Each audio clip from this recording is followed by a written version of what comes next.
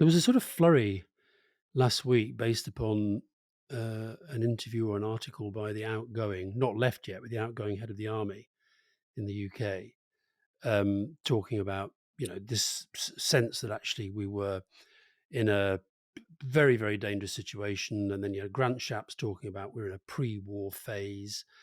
Um, and it sort of just unleashed this kind of, I don't know whether this was deliberate, but it unleashed this sort of debate about conscription.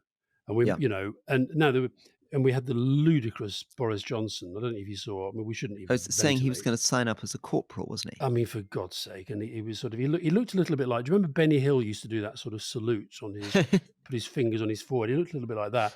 And but by the way, this is a guy who says he's going to sign up. Who, when faced with the combined might of Susanna Reid and Piers Morgan on Good Morning Britain, hid in a fridge. So we should park that. But I'll tell you one thing that I looked up, and so we talked about this last week about this what the British military now looks like. So since the turn of the century, our army is down by almost a third. The Royal Navy and Royal Marines are down by more than 20%, and the Royal Air Force down by 40% in numbers. We're talking about numbers. Now, I know that technology is incredibly important, and we've already been talking about this thing in Jordan was a drone attack. So, but the idea that we should the United Kingdom be required to take part in a major war, um, we're just not the force that we were, and I think we need to be honest about that, and the country needs to have a proper debate about that.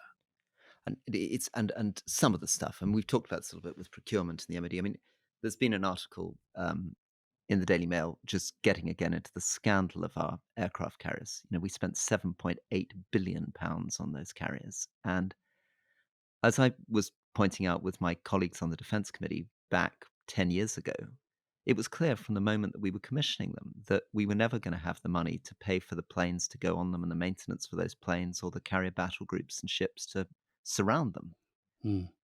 Mm. So that And by the way, last week, Roy, lots of people shared my incredulity when you said that the Russian economy was currently a 40% defense economy, but you're absolutely right. yeah, it's.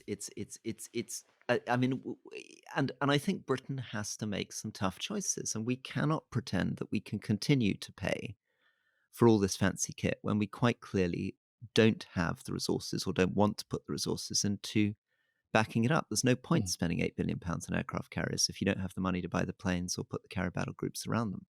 Yeah. And we're repeating the story again and again and again.